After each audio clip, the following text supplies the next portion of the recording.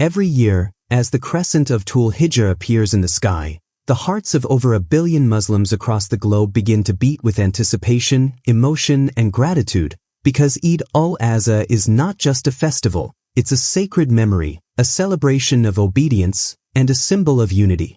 From the dusty plains of Sudan to the bustling streets of Jakarta, from small villages in Morocco to towering apartments in New York City, the echoes of Allahu Akbar, La ilaha illallah wallahu Akbar, rise into the sky like a universal call of love and submission. Behind every Eid morning lies a story, sometimes of laughter, sometimes of tears, but always soaked in barakah. In a small village in northern Pakistan, an elderly man with trembling hands hugs the neck of the animal he's raised for months, his eyes moist not from fear or sadness, but from gratitude, because he remembers the years when he couldn't afford even a chicken for Qurbani. And now, Allah has honored him with a bull. Meanwhile, on the other side of the world in Nigeria, children run barefoot in open fields, giggling and shouting as their families prepare the animal, not yet fully understanding the depth of the ritual, but completely immersed in its joy. This is the beauty of Eid al-Azha. It brings generations together.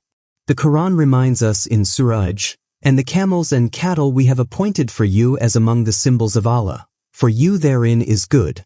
So mention the name of Allah upon them as they line up / for sacrifice. And when they are / lifeless, on their sides, then eat from them and feed the needy and the beggar. Quran 22:36. Across continents, that command is lived out in different ways.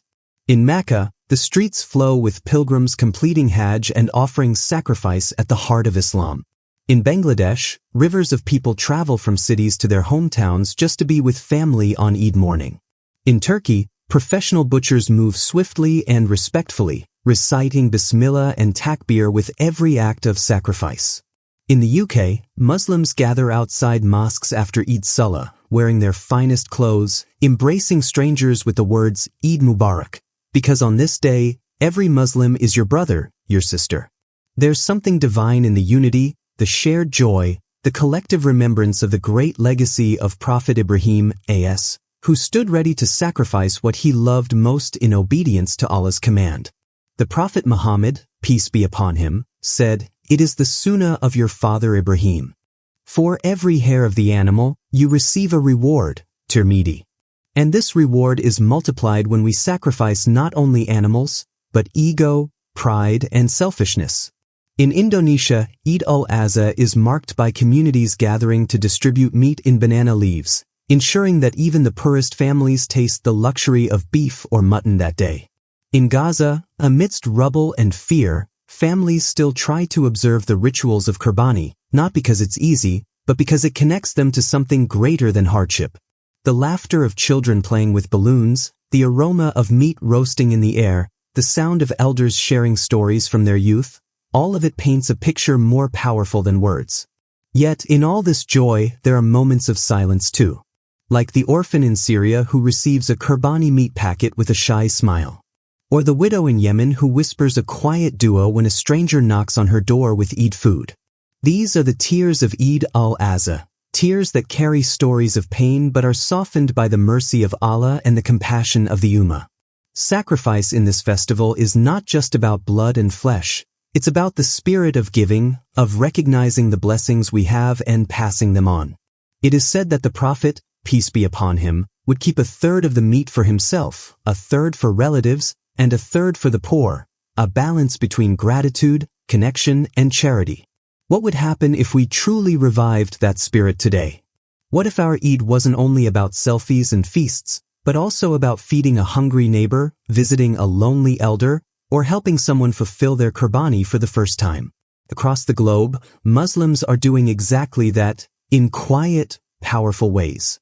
From youth volunteers in Canada organizing Qurbani drives for refugees, to farmers in Egypt donating their best animals to those in need, these are the hidden blessings of Eid al-Azha that rarely make the headlines.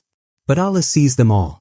The Prophet Muhammad, peace be upon him, said, "The son of Adam does not do any action on the day of sacrifice which is more beloved to Allah than the shedding of blood. It will come on the day of resurrection with its horns, hair, and hooves." The blood is accepted by Allah before it reaches the ground, so be pleased with it, Tirmidhi. So whether you're standing under the hot sun in Karachi, or preparing a bank transfer for a Qurbani in Somalia, remember, every sincere sacrifice counts, every act of worship is recorded, and every tear shed in Allah's remembrance is turned into mercy. This is Eid al-Azha unfiltered, raw, real, and radiant with faith. A day when Ummah feels united, hearts feel humbled, and blessings rain from the skies.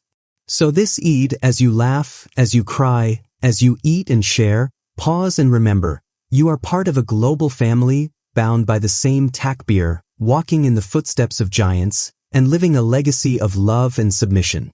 May your Eid be filled with meaning, your Qurbani be accepted, and your heart overflow with gratitude. Eid Mubarak.